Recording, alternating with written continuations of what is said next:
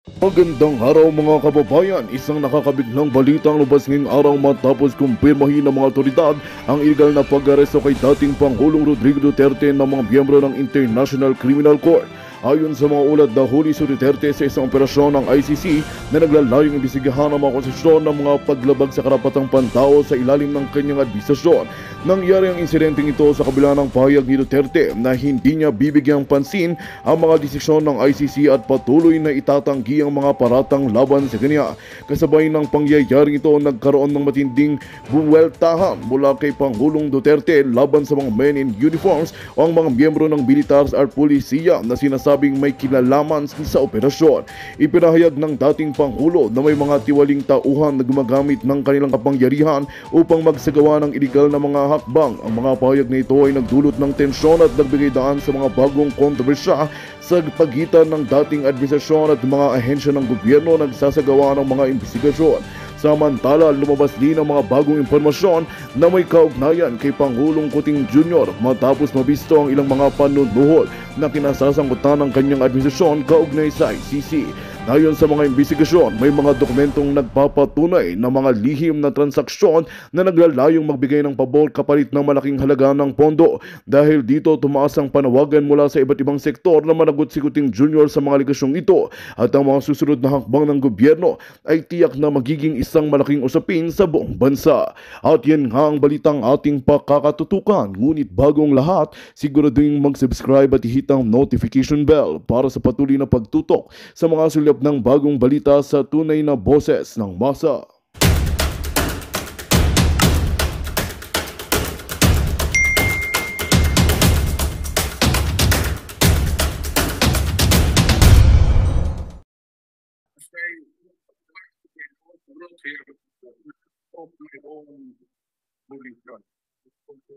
If somebody else says, kung hindi ibang tao, ikaw siguro, because this is your instruction. So you have to answer now for the deprivation of liberty. Okay, narinig niyo folks? Narinig namin, Nagtatanong ang Pangulo ng Duterte kung ano ang legal basis bakit dinala siya doon. So, and you At know, ang kasagutan, International Criminal Court na hindi na tayo miyembro, no? Kaya nga yan ay patently illegal. yes, yes. Tuloy lang folks at may mga pumapasok lang ng mga messages sa ating mga puting ahas. Tignan ko lang. Ituloy niyo muna. Okay, Prof. Ana. Pwede tayo magpapasok muna ng mga ano natin. Ano muna tayo? Si Padme. Go ahead, Padme. Please unmute po, Padme. Please unmute. Hello. Good afternoon po, Harry Roque, Miss Attorney Harry Roque, Ma'am Maharlika at Prof. Ana.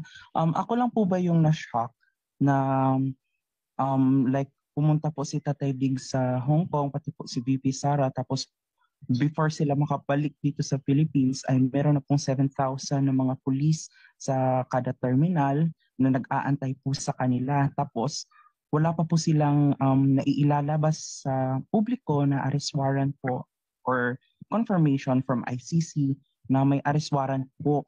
Pero meron na po. May kopya na po ng arrest warrant tayo. Kakatanggap ko lang ng kopya po. Opo, like na-shock lang din po ako. Kahapon pa lang na naghahanda na po sila, parang napakalaking chaos po na magaganap, parang inaano na po nila, like ini-stop na po nila. Like nanginginig na po kami sa galit dito. Lamang po. Well, wag po tayong manginig sa galit. Magpakalakas kayo. Dahil minsan may mga bagay na nangyayari para sa paglaya nating lahat. So you have to be strong mga palangga. Hindi kami bibitaw. Hindi tayo matutulog.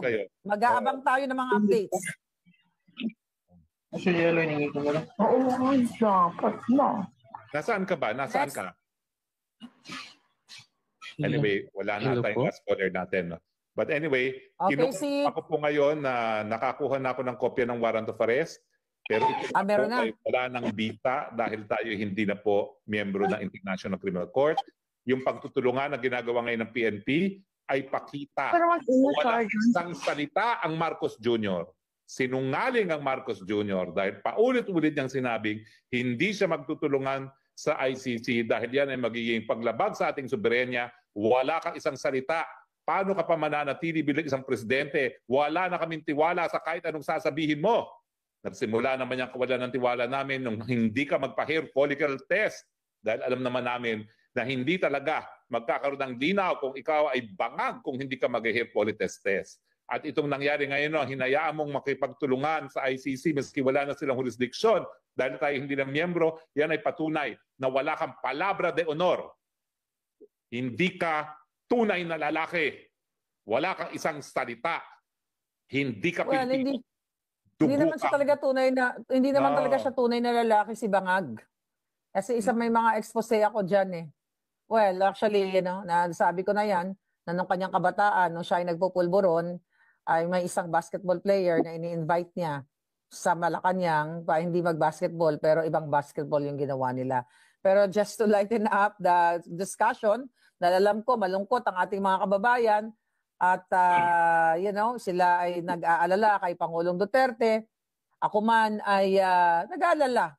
Pero mas more on positive ako, spokes and Prof. Ana sa lahat mga tagapakinig. Kasi alam ko mayroong magagandang mangyayari in favor sa taong bayan. But we're here, tuloy-tuloy lang, hindi kami matutulog, mag-aabang kami hanggang saan makarating itong ginagawa na paggigipit ng bangag na gobyernong ito. Siguro at saka natin. Mother Dragon, spokes yung sinasabi mo, nakita ko na rin ang arrest warrant pala, nakita ko rin na may pirma na. Ang ko dito is ganito, hindi lang siya sinungaling. Alam naman natin na we're not anymore a party to the ICC. At saka alam naman natin na interference sa Pilipinas at sa sovereignty natin ang issue na to. Bilang isang presidente, ang pinaka-basic na trabaho niya is to uphold the independence and the sovereignty of the country. Pero with this, anong ginawa niya? Nilapastangan niya at naging naging instrumento para lapastanganin ang soberenya ng ating bansa. Anong klaseng presidente siya? Yun yung tanong, hahayaan niyo ba to? Mga kababayan, my God, that's crazy. Alam nyo, mga kaibigan, sa ating Facebook page, 100,000 na tayo magkakasama dito, no? Kung 10% lang, 10,000 ay magpunta na ngayon sa EDSA, mapupuno na ang EDSA ng 10,000 lamang. So ano pang inaantay natin? Maraming salamat po sa pagtangkilik nyo. Maraming salamat na nais nyo marinig ang boses nyo. Pero kinakailangan po natin ngayon warm bodies na ipakita ang ating pagtutol sa paglabag sa ating soberenya. Hindi na po Tatay Digong lang ang pinag-uusapan dito. Mahalaga po na si Tatay Digong ang naging dahilan para mamulat tayo sa katotohanan na ang mga nagpapasasa sa pwesto ay nakipagsabwatan sa mga dayuhan para yurakan ang ating independensya, ang ating demokrasya. At kaya nga po kinakailangan magtungo na po kayo sa EDSA. 100,000 tayo ngayon nagpupulong-pulong dito sa live sa akin pa lang. Hindi ko alam kung magkano, ilan tayo sa inyo, Maharlika, no? Pero 10% okay, right now we have across social media, no, almost 12,000 live viewers. Oo nga. Okay. Yan, so, manawagan pa tayo, Spokes at Sis. Sis at saka Spokes, manawagan pa tayo sa ating mga kababayan. Paki-share po ng live na ito, paki-share po ng natin na ito, na broadcast natin na ito. Para po makaabot sa kasuluk-sulukan ng Pilipinas, hindi lang sa Metro Manila, hindi lang sa big cities, even yung mga kasuluk-sulukan at mga local na mga probinsya at saka mga munisipyo para malaman ng buong Pilipinas kung anong nangyayari po. Meron tayong ipapakitang larawan. Naghahanda lang tayo sa ating technical, pero tawagin natin si Tilo Kilch. Tilo Kilch, go ahead. Magandang tanghali po. Pangalawang tanong ko na, mag-share lang po ako sa observation ko po. Good afternoon po. Naobserbahan ko po sa aking feed, although puro Duterte po ang hinahanap ko, pinagpo-postan ko, kinokomentan ko. Pero pag check ko lang ang aking feed, ang mga lumalabas ay non-Duterte related stuff. So ibig sabihin po, ang Facebook ay maaaring under control para i-block yung keyword na Duterte. Tapos pangalawang bagay naman po yung sa martial law. Nag-agree po ako kay Maharlika dahil maaaring paraan din po yan para hindi matuloy yung eleksyon at susunod na atakihin naman ay ang Senate President or ang Senate President ay weak para pumasok naman ang Speaker as a possible President, if ever. Papayag ka ba na si Tambaloslos maging presidente? Siyempre hindi. Lus-lus na yun eh. Hindi mangyayari yon, Palangga. Hindi mangyayari yon. Sabi ko nga, kailangan maging positive tayong lahat. Dahil ang Pangulong Duterte, pinagpapaliwanag sila. Okay? Yung mga nag-aresto sa kanya, pinapasagot sila ano yung legal basis. At tandaan natin, prosecutor ang ating dating Pangulong Duterte. Pati kang abogado, hindi nila pwedeng, anuhin lang yan, palipaliwanagan ng mga kabobohan. Bihasa. So, kaya bihasa, yes, bihasa. So, naniniwala ako naman na naigang taong bayan, but we have to aware our kababayan kung anong pagigipit. Ulitin natin, abogado na ito, ginigipit pa, how much more ikaw? Isang teacher, isang nurse, doctor, or ordinaryong obrero o tindera sa palengke, kahit ano pwedeng gawin sa'yo. Dahil mismo, ulit-ulitin natin, ang gobyernong ito wala nang sinusunod na batas.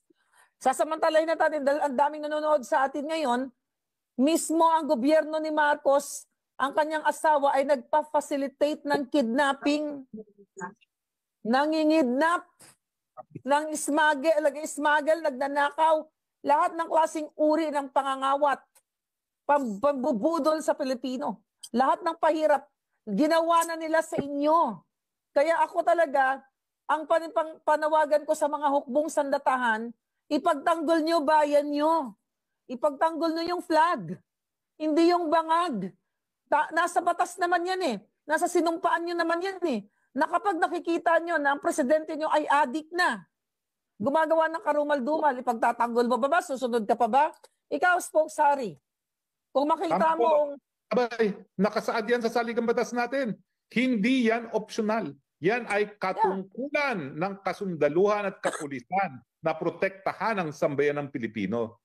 Ngayon po, may banta po na ang Pilipino, ang soberenya ng Pilipino ay nalalabag at nalalapastanganan dahil nga ang gusto nila dayuhan ang maghusga sa di umanong pagkakasala ng dating Presidente Rodrigo Roa Duterte. Hindi pa ito'y pagkakataon na para protektahan ang ating taong bayan? Ano pang inaantay ng ating mga protektor ng ating bayan? Talaga namang kinilala ang pagiging magiting at pagiging makabayani ng ating kasundaluhan ng 1987 Constitution na tinawag kayong protector of the people. Nasaan kayo ngayon na kinakailangan ng proteksyon ng taong bayan laban sa mga dayuhan na naghihimasok na nakikipagkontsabahan sa mga wala sa tamang pag-iisip na administrasyon para sirain at yurakan ang ating demokrasya? Ang nakasalalay rito ngayon, soberenya, demokrasya ng Pilipinas na kinakailangan mabigyan proteksyon. Nasaan kayo mga magigiting na kasundaluhan at mga kapulisan? Huwag po kayong magpagamit dyan sa mga administrasyon na nais na magpasasa sa posisyon dahil magkakaroon po kayo ng pananagutan. Unlawful detention. Yan po ang krimen na nangyayari ngayon. Mga kasundaluhan, mga hukbo na matatapang na Pilipino na lagi nating sinasabi, ano pa bang ebidensya? Inilabas ko na. Authenticated yan dito sa Amerika. Di ba? Tama. Di ba? Mayroon tayong kasamang abogado dito na kailangan pag nakita niyong adiktos ang inyong presidente na sinusunod ninyo, gagamitin ninyo ang tamang desisyon. Dahil sumumpa kayo sa flag. Nangako kayo even sa inyong mga pamilya. This meeting has been taken over by CCP Limpy Dimpy. Not only your families, mga kabayan, pero, mga kasundaluhan, kundi ang buong sambayanan. Nakikita nyo na nagbubulag-bulagan kayo eh. Hindi kayo matakot. Dahil the moment na mawala yan si Bangag, hindi yan titigilan ng taong bayan, ng mga susunod, kung sino man na maging leaders natin, mapakulong, ang mabayad, maisuka nila yung lahat ng ninakaw nila. Imagine mo, ulitin ko lang po, kailangan natin ulit-ulitin, no? Pumunta ang First Lady at si Bangag, nandito dito sa Amerika sa ating source. Weekend. Pumunta sila dito. Kung lalabas yung coroner's report, pag nakakuha tayo at napatunayan na isa sa mga kasamahan nila ay namatay dahil sa pagpupulburon or overdose, isang malinaw na pagpapakita sa buong sambayan ng Pilipino na itong si Lisa Marcos, itong si Bangag Jr. ay talagang authenticated Bangag. Bakit mo hayaan kung ikaw ay First Lady or Presidente na mayroon kang kasama, kunyari lang na hindi sila adik, na mayroon kang kasama na mayroong daladalang pulburon o you know that already. Saan kumuha ng pulburon ang entourage ni Lisa Tanas? Saan kumuha? Sa Amerika ba o sa Pilipinas? Dala nila. Illegal yan. Nakikita nyo na, ito yung pagsasalarawan na bangag adiktos ang gobyerno ninyo. So kailangan nyong manindigan. Tapusin na natin ang mga jutang ng mga ito na nagpapahirap sa inyo. Sa akin, hindi ako nahihirapan. Sa buhay ko, ako po nakakakain ng maayos. Pero kayo sa Pilipinas, nakakakain ba kayo ng tama dahil sa mataas na bilihin? Nakakakain ba kayo ng tama samantalang ang putang inang Bangag na ito at ang kanyang mga amigo at amiga, mga cronies, party ng party. Like every weekend, not only party lang na inom-inom, pulboronic party. Kaya ako napapaos, nagagalit sa araw-araw ng buhay ko. Buti na lang mababa pa rin, 120/80 pa rin ang BP ko. Thank God. Okay? Dahil gusto ko magising kayo. Hindi ako takot mamatay, ulit-ulitin ko. Mailaban lang natin lahat na tapusin na ang kahibangan ng bangag na gobyerno. Marami pong nagjo-join sa atin. Sorry, Prof. Ana, kung ma-join natin si Kelly Kellogg's. Isa yan. Kasama ko sa noong 2015-2016 na kumampanya kay Bangag at kay Pangulong Duterte. Thank you. Pwede natin siyang maisama sa ating discussion si Kelly. Kellogg's. Oo. Bigyan natin siya ng pagkakataon makapagsalita. Okay. Yes, magandang umaga sa Pilipinas and good evening sa Amerika and anywhere around the world. Have a good day to you all. Attorney Harry, Professor Ana, Madam Maharlika, this is a sad day in the Philippines. A sad day because this is a death of our democracy. Alam natin na hindi na miyembro ng ICC ang Pilipinas. Alam natin na walang jurisdiction ang ICC sa Pilipinas. And having that fact, kailangan dapat BBM should nabudol na tayo. Budol pa talaga siya kasi sabi niya noon from the very start that he won't honor, his administration won't cooperate for any warrant of arrest from the Interpol coming from the ICC. But anong nangyari ngayon? Anong nangyari? So, itong taong ito, wala sa salita, walang dangal, walang word of honor. Ako, I deeply regretted, I campaigned him very hard. 2016 election, kami ni Madam Maharlika, Duterte, BBM kami. Nilaglag namin si Cayetano. 2022 election, dahil kay Inday Sara, nakipagpatayan kami dito for BBM. At the height na pinalibing yung tatay mo sa libingan ng mga ng mga bayani. That is a very unpopular decision coming from sitting President Duterte. None of those presidents prior to him able to do that. Wala kayong utang na loob. Wala kayong utang na loob. So this is the thing. It's good na nangyari ngayon ang ginawa nila kay PRRD because this BBM, inutil and weak, is not aware kasi kung high ka, you're not aware of the foresight kung anong mangyayari. PRRD commands big influence and responsibility sa mga tao. Nandyan pa rin ang pagkaluya sa mga tao sa kanya. So ano ang call to action ko? Lumabas tayo, kayo na sa Pilipinas, diretso sa Malacanang, barikadahan ang Malacanang, do a peaceful people power there, stay there 4, 5, 6, 10 days. Yun ang nangyari kay Erap Estrada. The barricade the Malacanang Palace. Marami ang taga-INC, ilang milyon kayo, KOJC, DDS, mga biktima sa krimen, biktima sa droga, biktima sa korupsyon. This is the right time na tumayo tayo at ipakita ang ating pagka-Pilipino. Not just we love PRRD, but because we have to defend the democracy that we have. Kailangan nating manindigan, hindi lang para sa sarili natin, but for the future generations. This pangyayari ngayon talagang they want to hold on their power kasi tinik sa kanila ang Duterte. By 2028, they knew that Inday Sara is frontrunner, so they want to do everything by hook or by crook to cut the camel's horn para by 2028, sila na ni Tamba. Patuloy ang kanilang ligaya. They are very hungry for power. So, yun lang masasabi ko at patuloy kayo. By the way, actually, mayroon lang breaking news. Mother Dragon. Mother Dragon, sandali lang ha, may message dito from Mayor Sebastian Duterte.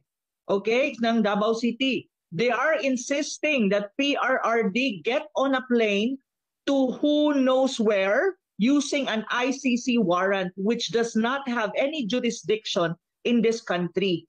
Clowns behaving like clowns again. This has to end. Again, this is from Mayor Sebastian Duterte. Uulitin ko ang mensahe ni Mayor Duterte. They are insisting that PRRD, ang beloved former president natin, to get on a plane to who knows where. Walang direksyon kung saan. Using an ICC warrant which does not have jurisdiction in this country, referring to the Philippines. Clowns behaving like clowns again. This has to end.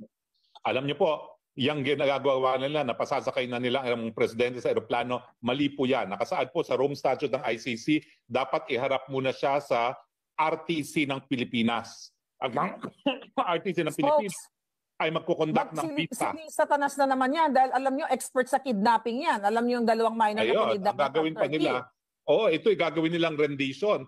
Actually, kung didiretso yan sa ICC, mas mapapanatag pa ang loob ko. Pero maya-maya, hindi naman tayo sigurado kung saan nila dadalhin eh. Dahil alam ng ICC na dapat dumaan muna yan sa lokal na hukuman. Yan ay nakasaad sa Rome Statute of the ICC. Hindi po pwede na isasakay na lang sa eroplano. Now, ako po ay mag-off the air muna kasi yung petisyon na ginawa natin, sisiguraduhin ko munang makarating kay Presidente, mapirmahan at nang ma-file, okay? Okay. Kayo, okay. Pwede natin ipasok mag-substitute si Kelly. Si Kelly dahil talagang, actually, vlogger din siya na naglaylo lang. So, habang wala sila folks, sorry. Yes, Kelly. Okay, go ahead. Habang nagsasagot din ako ng mga puting ahas natin dito. Oo. May photo na hinihiling ko sa ating tech na i-screen, ilagay sa screen kasi doon makikita natin ang picture ni Pangulong Duterte na kung saan, wait lang ha, titignan ko, bagong photo. Habang tinitignan mo folks, malinaw ito na talagang magaling nga, talagang kikidnapin ang Pangulong Duterte sa basis ng illegal na warrant of arrest. At mga kababayan, ito ay pagtatakip. Ninakaw na nila yung 80% na budget. 'Di ba? Na-release na. Na hindi natin alam kung saan napunta, 6.325 trillion. Tama po kayo. Tama po. This is a Go ahead. This is a smoke screen to cover the PhilHealth anomaly, the GAA anomaly na nandyan ngayon sa Supreme Court para matabunan lahat-lahat ng... Sandali lang, Kel. Hold lang muna. Ayan. Ayan yung photo. Ayan ang picture ni Pangulong Duterte. Illegal detention. Pero illegal detention, warrant of arrest. Yeah. Well, the warrant of arrest is, ano ito galing to? Kay Trixie? Galing sa ating, hindi. Galing sa ating isang kapatid. Yeah. Okay. Yes. Continue, Kelly. Continue. Please. Unmute yourself, Kelly. Ang pangyayari na ito, Madam, this would be a pivotal time sa Pilipinas na manindigan tayo, na hindi para sa ating sarili, para for the future generation na Yes. ang ginagawa ni BBM ngayon at ang administrasyon is panakip butas sa nangyayari na sa anomalya sa PhilHealth, sa GAA, pag-transfer ng mga funds sa GSIS, sa SSS to cover up kasi alam nila talo sila sa Supreme Court. Ipasauli na nga ng isang Justice of Supreme Court yung kinuha nilang pera sa PhilHealth. It's akin to technical malversation because those funds is dedicated contribution sa mga miyembro. Hindi yung dapat i-lateral transfer para ilagay sa National Treasury para i-realign. That is akin to technical malversation. I'm not a lawyer but you know, reading by it, alam natin na mali at ito ay impeachable offense, more than impeachable than their accusations against VP Inday Sara. So itong lahat na ginawa nila, Professor Ana, Madam Harlika, it's part of their political playbook to themselves in power. Talagang gusto nila na manatili sa pwesto at gusto nila na puruhan ang kanilang mga political opponent, and the biggest tinik nila ay ang mga Duterte kasi alam nila the support of the Duterte from the masses are very organic. Talagang hindi kailangan bayaran ng pera, hindi kailangan may ayuda, nandoon lahat organic kasi nadarama sa mga Pilipino na mayroong Pangulo na talagang taking care of all of us at his time. Ngayon wala parang aloof masyado si BBM, panay party, panay pa speech. He cannot even relate our day-to-day basis na ang mga tao na di makabayad sa kuryente, di makabayad sa ilaw, walang pagkain, he cannot relate because he's not part of us. Nandun siya at the pedestal. We are here. Duterte is with us. He knew the basic daily lives sa mga tao. So tayo, namimiss natin ang leadership ni Duterte kasi nadarama natin na mayroong Pangulo sa panahon niya. Ngayon wala At ito lahat ginagawa nila, it's all to sustain themselves to power. Nothing more, nothing less. All right. Yes. So, tama po yan. Actually, makaano na lang po ang inyong Hernan. So, based po sa observation natin dito, especially nasa NCR po tayo, may ikot. Based po sa observation natin, talagang ginagamit nito yung authority. Tinatakpan lang po nila yung mga nangyayari sa atin. Like, Magandang balita ang hatid namin sa inyo ngayong araw. Sa pagtatapos ng aming balitaan, nagbigay kami ng mga mahalagang impormasyon. Maraming salamat sa pagtutok at pagsuporta sa aming programa. Huwag kalimutang manatili sa mga susunod na araw para sa mga bagong balita at mga kwento na dapat nating abangan. Mula sa Boses ng Masa, magandang araw, Pilipinas!